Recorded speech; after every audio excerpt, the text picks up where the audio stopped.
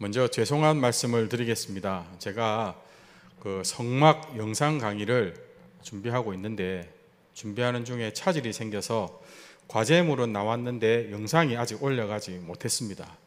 아마 화요일까지는 올라가리라 생각됩니다. 이번 한 주간만 화요일 날 이후에 영상을 확인해 주시고 또 주말부터는 차질 없이 올리도록 하겠습니다. 오늘 10절 말씀에 보니 예수님께서 한 믿음을 주목하십니다. 예수께서 들으시고 놀랍게 여겨 따르는 자들에게 이르시되 내가 진실로 너희에게 이르노니 이스라엘 중 아무에게서도 이만한 믿음을 보지 못하였노라. 예수님께서 한 믿음을 보시고 기뻐하시며 극찬하셨습니다. 이만한 믿음을 보지 못하였노라. 예수님께서 이만한 믿음이라고 말씀하셨다는 것은 주님이 우리 믿음의 크고 작음을 따지신다는 것입니다. 이스라엘 중 이만한 믿음이 없었다, 이 말은 예수님께서 기대하시는 믿음의 분량이 있고 믿음의 크고 작음을 따지신다는 것이죠. 그냥 믿음이면 다 됐다 하고 만족하시지 않으시고 우리의 믿음이 얼마나 자라고 성숙했는지를 주의 깊게 살피신다라는 의미입니다. 그런 의미에서 우리 모두가 주님께 칭찬받을 만한 믿음의 소유자가 꼭 되면 좋겠습니다. 오늘 우리는 말씀을 통해서 예수님께서 칭찬하신 믿음이 도대체 어떤 믿음인지, 우리의 믿음이 더욱 자라나기 위하여 우리가 무엇을 집중해야 할 것인지를 말씀을 토대로 몇 가지 살펴보려고 합니다. 예수님께 이 칭찬을 들은 믿음의 사람은 놀랍게도 그 이스라엘의 종교 지도자들이 아니었습니다. 또 그 유대에 속한 백성들도 아니었습니다. 로마 출신의 한 군대 장관, 백부장의 믿음이었습니다. 먼저 이 백부장을 좀 살펴봐야 되겠는데요. 이 백부장은 로마가 파견한 군대 장관입니다. 100명의 군사를 거느리는 장교라고 하는 의미로 백부장. 그래서 우리 성경에 보면 10부장, 50부장, 100부장, 1000부장 이렇게 나오는데 다 자신의 권한하에 몇 명의 군사들을 통솔할 수 있느냐라고 하는 것을 가지고 그렇게 이름이 붙어져 있습니다. 로마가 유대에 파견한 군대 장관, 이방인입니다. 여러분, 당시 유대인들은 이방인들을 개처럼 여겼습니다. 상종하지 않았습니다. 그들은 구원받을 자격이 없고 구원받을 자로 선택되지 않은 자들이라고 여겼습니다. 그래서 유대인들의 회당에 이 이방인들은 출입하지 못했습니다. 또 유대인들과 식탁 공동체와 같은 깊은 교제를 나누지 않았습니다. 한마디로 이방인들은 유대인들이 다 받아 누리는 이 복음을 받을 기회가 적었다라고 하는 것입니다.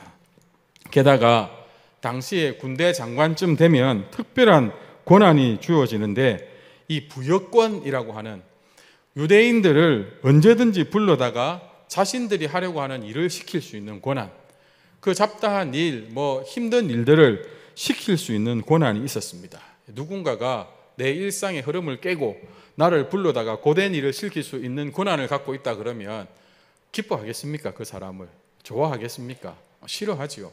그런 권한을 가지고 언제든지 자신들이 원할 때 불러서 일을 시키는 그런 대상이 있다고 하면 미워 죽을 겁니다. 다 떠나서 이 로마 출신의 군대 장관쯤 되었다 하면 식민지로 다스리는 나라에서 엄청난 부와 권세를 누리는 자입니다. 그들 앞에 예수님은 그냥 막 유대인들이 추앙하기 시작하는 한 스승에 불과했습니다. 식민 통치를 받는 자들의 스승을 절대적인 권력을 가지고 있는 로마의 군대 장관이 그 스승을 따를 수 있겠습니까? 한마디로 믿음을 받을 수 있는 기회도 적고 그 믿음을 키울 수 있는 가능성은 극히 없었다라고 하는 것이 이 백부장의 상황이었습니다. 그런데 오늘 이 백부장이 예수님께 믿음으로 칭찬을 받고 그 믿음의 간구에 대한 응답을 받습니다. 놀랍지 않습니까? 예수님께서 이 백부장을 향하여 이스라엘에 이만한 믿음을 가진 자가 없다, 본 자가 없다라고 말씀하셨던 그 칭찬은 당시 예수님을 곁에서 따르고 있던 제자들과 또 모여든 무리들, 그리고 예수님을 못마땅하게 여기던 그 당시의 종교 지도자들을 책망하는 말씀입니다. 오늘 이 말씀을 읽고 있는 우리의 믿음에 대한 책망임을 우리가 알아야 합니다. 여러분, 백부장의 상황을 제가 말씀드렸는데 우리와 한번 비교해 볼까요? 백부장은 복음을 받을 수 있는 가능성도, 그래서 그 복음을 더욱더 복음을 통해서 믿음을 키워낼 수 있는 그러한 가능성도 참 없었고 장애물이 많았는데, 우리의 상황은 다르지 않습니까? 우리는 복음을 듣고 믿음을 자랄 수 있는 최고의 환경에 있습니다. 아마 대부분이 믿음의 가정, 아닌 분들도 있으시겠지만 믿음의 가정을 또 품고 있고 은혜가 넘치는 교회 공동체에 속해서 우리는 신앙생활하고 있습니다. 끊임없이 믿음을 강조하는 신앙의 선배들, 순장님들, 그리고 다 떠나서 신앙의 동력자들과 목회자들이 끊임없이 다그치고 지도합니다. 집사님 그렇게 사시면 안 됩니다. 나와서 기도해야 됩니다. 예배 빠지시면 안 됩니다. 조금만 더 힘내세요 하고 곁에서 이래저래 쿡쿡 찌르며 내 신앙을 자극하는 분들이 우리에게는 참 많습니다. 내 믿음을 위하여 공급받을 수 있는 통로가 많고 또 누릴 수 있는 것들이 무궁무진합니다. 그런데 백부장은 아니었다니까요. 복음을 듣고 믿음을 키워가는 일에 엄청난 장애가 있었고 쉽지 않았습니다. 그런데 오늘은 백부장의 믿음에 예수님이 놀라시고 그 백부장의 믿음을 예수님께서 칭찬하신다는 겁니다. 우리는 도대체 뭐 했냐는 거죠. 이 좋은 환경에서 우리의 믿음은 왜 예수님의 마음을 흡족하게 하는 믿음이 되지 못했는가? 우리는 말씀을 읽을 때 그런 마음으로 오늘 말씀을 주의 깊게 살펴야 됩니다. 오늘 예수님이 놀라서 칭찬한 백부장의 믿음은 그가 한 말을 통해서 드러났습니다. 8절 말씀입니다. 백부장이 대답하여 이르되 주여 내 집에 들어오심을 나는 감당하지 못하겠사오니 다만 말씀으로만 하옵소서. 그러면 내 하인이 낫겠사옵나이다. 나는 감당하지 못하겠사오니 다만 말씀으로만 하옵소서. 사람들은 다들 자신들이 생각하는 대로 믿고 논리적으로 이해가 되어야 믿으려 합니다. 세상이 그렇게 가르칩니다. 이 당시에 로마, 그리스를 중심으로 팽배했던 이 철학의 가르침은 다 인본을 강조하는 나가 중심이 되어 있는 생각들, 나가 중심으로 된 경험적, 이성적, 합리적인 결정들을 따르려고 하는 그러한 학문이었고 철학이었습니다. 모든 사건의 중심에 내가 있는 것이죠. 신앙을 해도 내가 이토록 간절히 열심히 간구하니 응답받아야 된다. 분명히 응답해달라고 우리가 누군가에게 간구하는데 그 응답을 받을 수 있느냐 없느냐가 나의 간절함, 나의 열심에 있는 겁니다. 모든 중심에, 내 믿음의 근거를 모든 중심에 나를 딱 두고 내가 이렇게 열심히 하고 이렇게 간절히 구하는데 내가 응답받지 누가 응답받겠노? 이런 마음을 가지고 승부를 걸려고 하는 것이죠. 실제로 누가복음에 보면 이 사건을 조금 다르게 기록해 놓고 있는데 누가복음 7장 3절에 보면 예수님이 가버나움에 오셨다는 소식을 듣고 이 백부장이 평소 알고 지내던 장로들을 예수님께 보내서 자신의 집으로 와주시기를 청한 것처럼 기록되어 있습니다. 그때 이 장로들이 예수님께 가서 무엇을 간구하냐면 4절과 5절입니다. 이에 그들이 예수께 나와 간절히 구하여 이르되 이 일을 하시는 것이 이 사람에게는 합당하니이다. 그가 우리 민족을 사랑하고 또한 우리를 위하여 회당을 지었나이다. 여러분, 그 장로들이 예수님께 지금 뭘 이야기해야 됩니까? 예수님 능력으로 저 사람의 부탁은 들어줘야 됩니다. 저 사람은 응답을 받을 만한 자격이 있습니다. 비록 이방인이지만 우리 민족을 평소에 선대해서 잘 대해줬고 저는 자신이 가진 재산으로 우리를 위한 회당을 지어줬습니다. 그러니 예수님, 저 사람의 부탁은 들어줄 만합니다. 여러분, 이 근거가 예수님에게 절대적으로 주어져 있는 것 같지 않고 그 백부장이 행한 일, 백부장이 선대한 일, 백부장의 자격이 더 중요하게 여겨지는 것 같죠. 그런데 정작 백부장의 고백은 달랐다는 것입니다. 다시 마태복음 8장 8절을 보시면 백부장이 뭐라고 이야기합니까?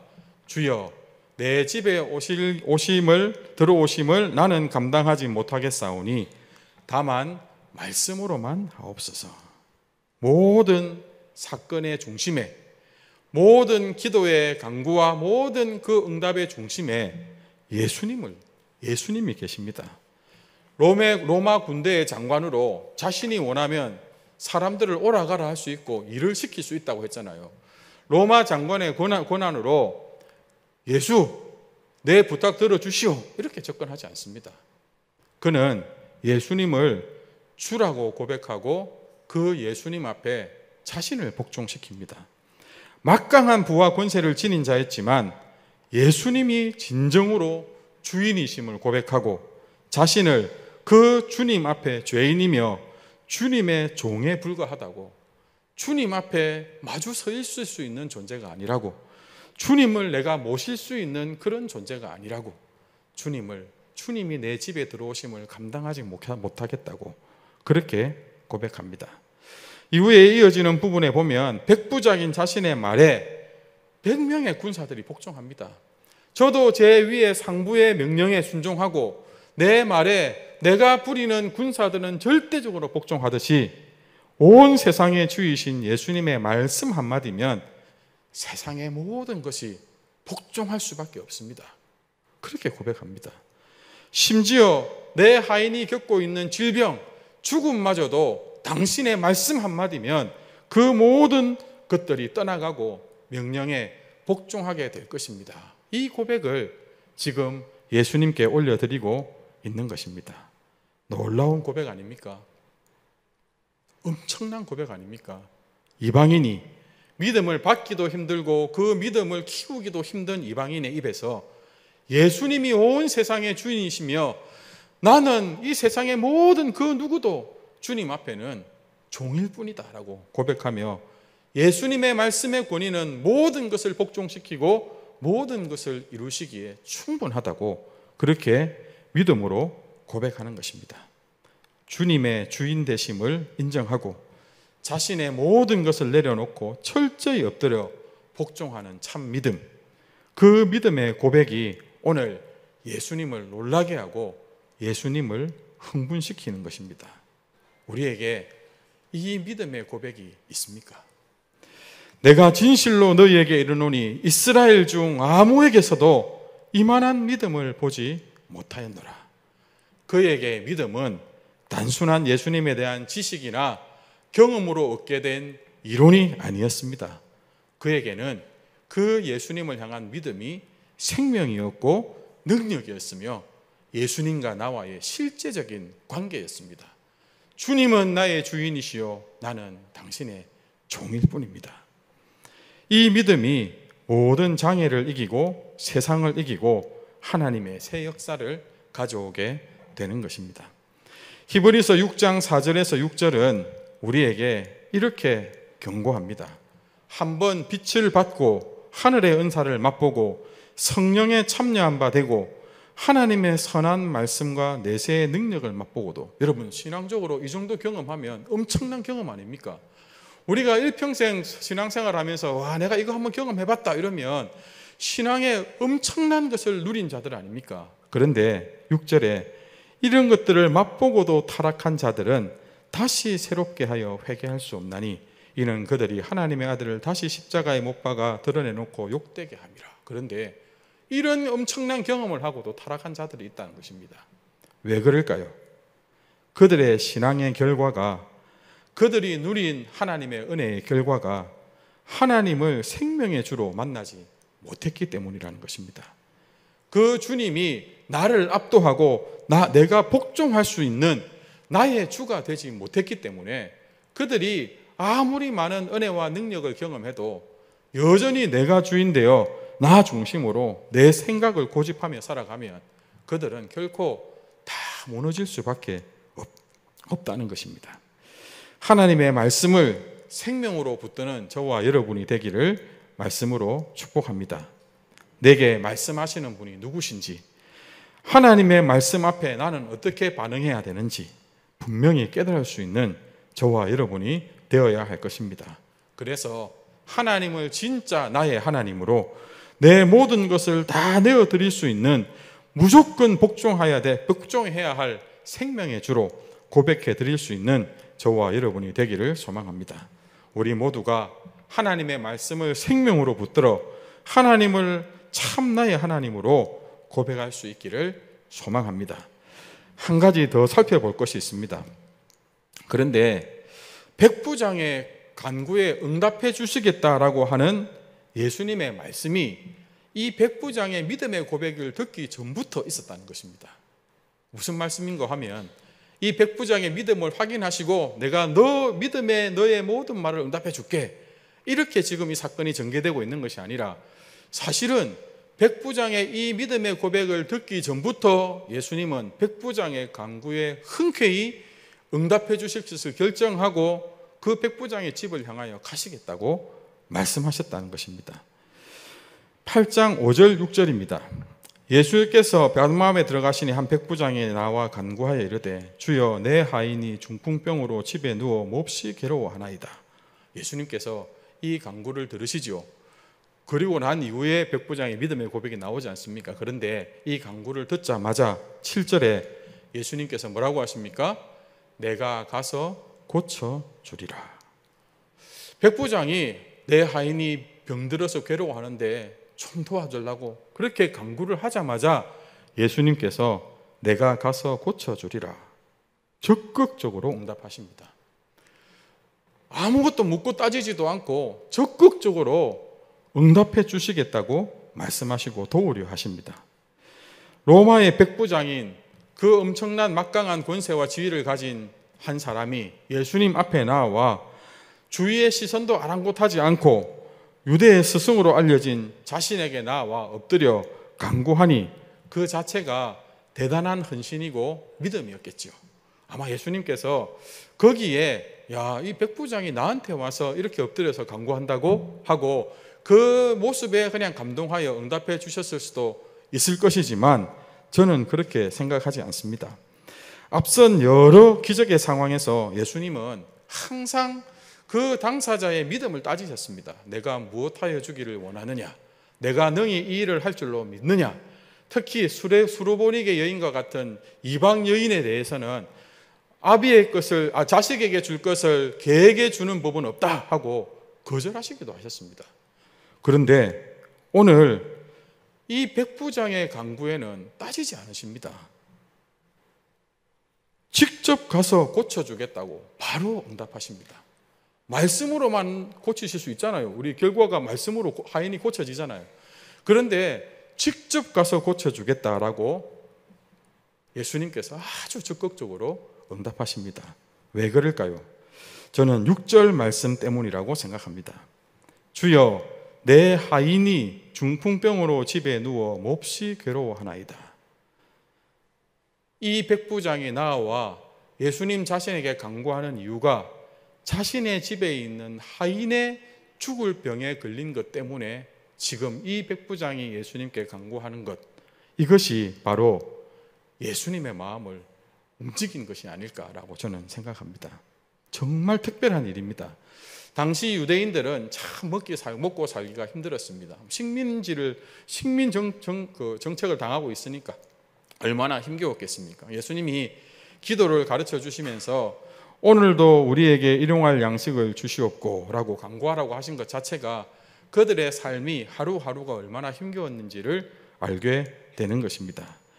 그 당시에 이 힘든 유대인들은 로마 귀족의 종으로 많이 팔려 있었습니다. 그나마 로마 귀족의 집에 있으면 종으로서 참 좋은 자리였던 것이죠. 먹고 사는 것에는 어려움이 없었으니까. 이 백부장이 유대인의 종을 둔 백부장이라면 그는 자신의 딸, 자신의 아들, 자기의 부인 위해서 지금 예수님께 나온 것이 아니라 자신들을 개처럼 여기고 그렇게 자신들을 무시하는 자신의 집에 유대인 종을 위하여 지금 예수님께 나와 간구하고 있다는 것입니다. 당시의 하인은 주인의 재산, 물건과 같이 취급되던 때였습니다. 그냥 마음에 안 들면 내쫓고 병들면 갖다 버리는 것이 대다수였고 그것이 일상적인 모습이었습니다. 사무엘상 30장에 보면 다윗이 블레셋으로 잠시 몸을 피한 사이에 아말렉 군사들이 와서 다윗의 가족과 자신과 함께한 무리들의 가족과 재산을 다 약탈해가는 일이 있는데 그들을 이제 다윗이 하나님께 묻고 뒤쫓아가기 시작하죠. 그때 한 사람을 만나게 되는데 그가 이런 말을 합니다. 다윗이 그에게 이르되 너는 누구에게 속하였으며 어디에서 왔느냐 하니 그가 이르되 나는 애굽 소년이요 아말렉 사람의 종이더니 사흘 전에 병이 들매 주인이 나를 버렸나이다. 병들면요 그냥 버린다니까요. 종인데 병들면 버리지 뭐 그 종 때문에 전전긍긍하고 자신이 무언가를 하려고 애를 씁니까? 이게 일상적이라니까요. 그런데 오늘 이 백부장은 자신의 하인의 병든 것 때문에 예수님 앞에 엎드립니다. 로마의 군대 장관인 백부장이. 여러분, 이 소년을 다윗이 아무 조건 없이 거두어 줍니다. 그리고 이 소년이 아말렉과의 그 다음 이어질 전쟁을 결정적으로 이길 수 있게 하는 키를 들고 있습니다. 하나님이 보내신 사람이죠. 하나님께서 다음을 풀어줍니다. 하나님이 우리를 지켜보십니다. 하나님은 내가 누구를 위하여 살아가는지, 내가 누구를 위해 사는지 다 지켜보십니다. 오늘 8장 6절에 주여 하인이 중풍병으로 집에 누워 몹시 괴로워하나이다. 백부장은 심령을 살피시는 그 주님께 여기서 통가받습니다. 사랑의 주님이시잖아요. 예수님은 사랑의 주님이시잖아요. 말로만 하는 믿음의 고백이 아니라 행동을 통하여 그 믿음을 실천하는 이 백부장의 그 모습이 예수님의 마음을 감동시켰습니다. 내 믿음이 어디를 향해 가는가? 다른 사람을 위하여 눈물로 이 백부장의 마음으로 간구해 본 적이 있는가? 이것이 진짜 기도이며 완성임을 우리가 깨달아야 합니다. 새생명 축제를 우리가 선포하고 태생자, 태신자 작정 중에 있습니다. 그냥 이름을 적고 태신자를 위하여 의례적인 기도하지 말고 오늘 한 백부장이 자신의 집에 병든 하인을 위하여 정말 주님께 간절히 매달리듯이 우리가 작정한 태신자를 위해서 이렇게 한번 진정한 사랑으로 믿음의 간구를 하나님 앞에 올려드릴 수 있으면 좋겠습니다. 하나님께서 영혼을 붙여주시지 않겠습니까? 하나님의 계획, 예수 그리스도의 모든 사역이 다 이 사랑으로 우리를 위하여 베푸신 일입니다. 예수님의 영이 우리를 통하여 타인을 위해 살게 하신다라고 하는 것입니다. 예수님이 이만한 믿음을 보지 못하였노라 라고 하셨는데 이 이만한 믿음은 어떤 열심으로 자신을 위하여 살아낸 그 믿음이 아니었습니다. 참으로 예수님을 온 세상의 주로 믿는 예수님과 나와의 실제적 관계를 따르는 믿음이었고 또 사랑으로 증명된 믿음이었습니다. 참된 믿음은 반드시 자기 사랑이 아닌 다른 사람을 위한 사랑으로 드러나게 되어 있는 것입니다. 그래서 요한 사도는 요한 1서 4장 20절에서 우리에게 이렇게 말씀을 통하여 가르칩니다. 누구든지 하나님을 사랑하고자 하고 그 형제를 미워하면 이는 거짓말하는 자니 보는 바 그 형제를 사랑하지 아니하는 자는 보지 못하는 바 하나님을 사랑할 수 없느니라. 또 예수님께서는 위대한 계명이 무엇인지 묻는 그 질문 앞에 이렇게 답하셨습니다. 마태복음 22장 37절에서 40절입니다. 우리 같이 한번 읽겠습니다. 시작. 예수께서 이르시되 내 마음을 다하고 목숨을 다하고 뜻을 다하여 주 너의 하나님을 사랑하라 하셨으니 이것이 크고 첫째 되는 계명이요 둘째도 그와 같으니 내 이웃을 내 자신같이 사랑하라 하셨으니 이 두 계명이 온 율법과 선지자의 강령이니라. 아멘. 둘째도 그와 같으니 내 이웃을 내 자신같이 사랑하라. 언더우드 선교사는 우리나라의 첫 선교하신 선교사님들 중에 한 분이죠.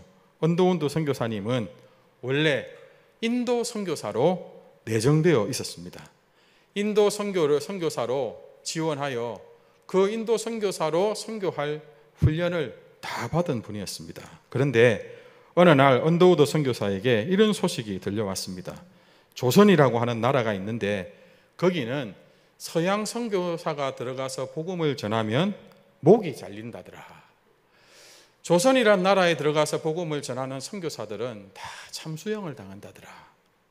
그런데 조선이야말로 정말 선교사가 필요한 곳이라더라. 아무도 가려 하지 않을 때 이 언더우드 선교사가 그 선교부에 조선으로 가겠다고 지원했습니다. 많이 말렸습니다. 안 된다고. 이 언더우드 선교사가 초엘리트였고 이미 뉴욕의 큰 교회에 담임 청빙이 있었다라고 합니다.